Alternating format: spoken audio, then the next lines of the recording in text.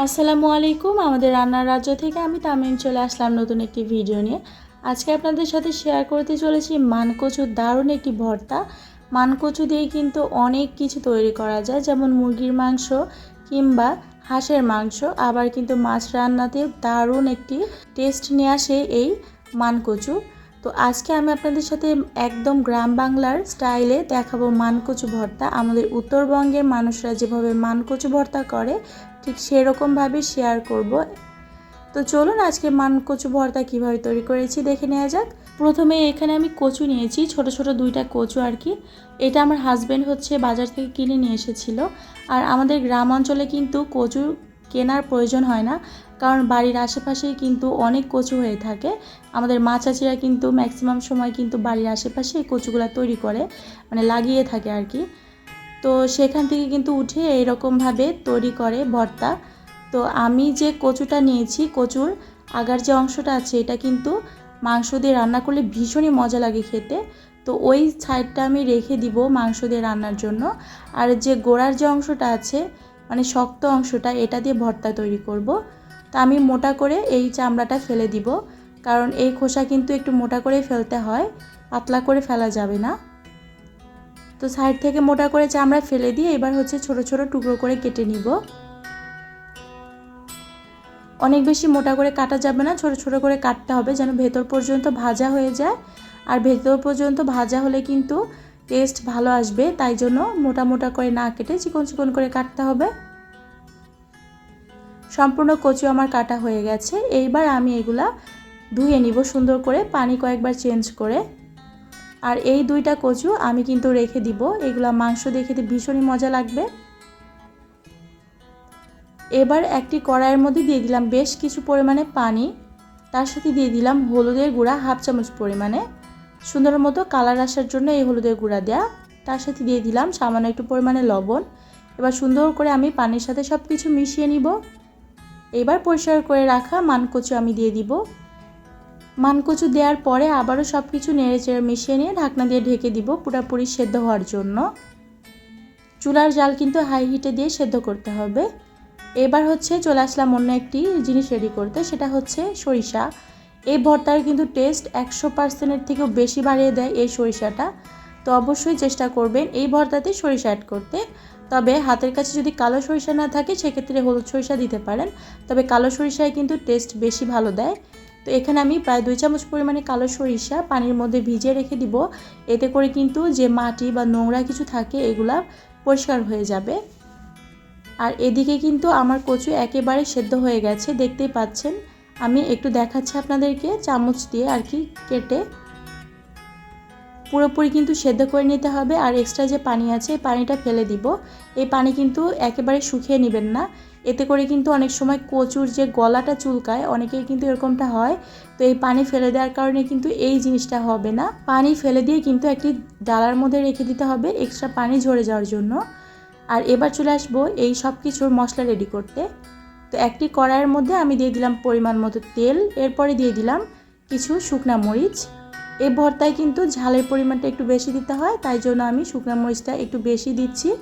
শুকনা মরিচ আস্তে ধীরে কালার করে ভেজে নিতে হবে যেন বিচি পর্যন্ত ভাজা হয়ে যায়। শুকনা মরিচের বিচি কিন্তু সুন্দরভাবে ভাজা হলে দেখবেন অনেক সুন্দর একটি ঘ্রাণ বের হয়। তো যার কারণে ভর্তাটা খেতেও ভালো লাগে, তাই আস্তে ধীরে বিচি পর্যন্ত সুন্দর কালার করে ভেজে নিতে হবে শুকনা মরিচ। সুন্দর কালার করে ভেজে নেওয়া হয়ে গেছে, উঠিয়ে নিয়ে আমি একই কড়াইয়ের মধ্যে দিয়ে দিলাম রসুন। এখানে 2টা ছোট সাইজের রসুন আছে, তবে এই ভর্তায় কিন্তু অতিরিক্ত রসুন দেওয়া যাবে না। তো রসুন দেখতে পাচ্ছেন হালকা একটু কালার চলে এসেছে। এই পর্যায়ে আমি দিয়ে দিব পেঁয়াজ। এই ভর্তাতে পেঁয়াজের পরিমাণটা একটু বেশি দিলে টেস্ট ভালো আসে, তো আমি এখানে একটু বেশি পরিমাণে পেঁয়াজ কুচি দিব। পেঁয়াজ রসুন সুন্দর মতো যেন ভাজা হয়ে যায় বা দ্রুত ভাজা হয়ে যায়, এই জন্য সামান্য একটু পরিমাণে লবণ দিয়ে দিব। এরপরে আস্তে ধীরে সময় নিয়ে একটু ভেজে নিব, তবে হাই হিট রেখে ভেজে নিতে হবে।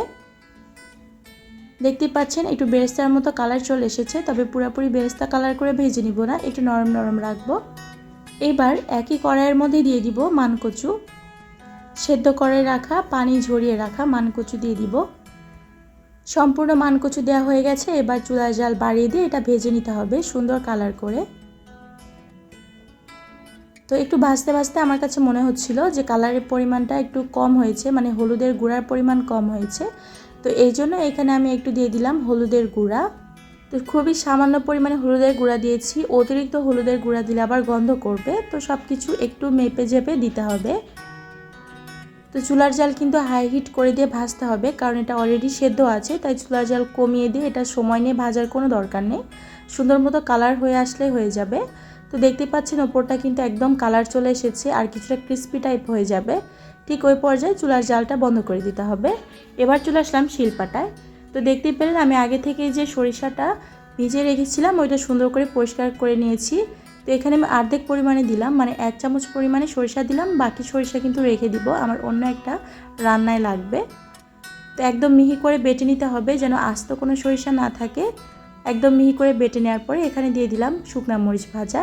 শুকনা মরিচ ভাজাও কিন্তু সুন্দর করে বেটে নিতে হবে, তবে শুকনা মরিচের যে বিচিগুলো আছে এইটা কিছুটা আধ ভাঙা করে নিতে হবে। এরপরে এখানে মানকচু দিয়ে দিব, মানকচু দেওয়ার পরে একদম মিহি করে মানকচু বেটে নিব। তো সব কিছু বাটাবাটির কাজ শেষ, এবার আমি একটি প্লেটের মধ্যে সব কিছু উঠিয়ে নিচ্ছি।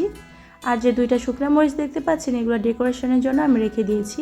এবার যে পেঁয়াজ আর রসুন আছে এগুলো হাত দিয়ে একটু আধ ভাঙা করে নিব। এগুলা কিন্তু শিলপাটায় বাটবো না, শিলপাটায় বাটলে কিন্তু এর আসল টেস্ট নষ্ট হয়ে যাবে। এগুলো হাত দিয়ে কিন্তু একটু আধ ভাঙা করে নিতে হবে। সুন্দর করে সব কিছু আমি আধ ভাঙা করে নিয়েছি। এবার আমি মানকচুর সাথে এগুলা মিশিয়ে নিব।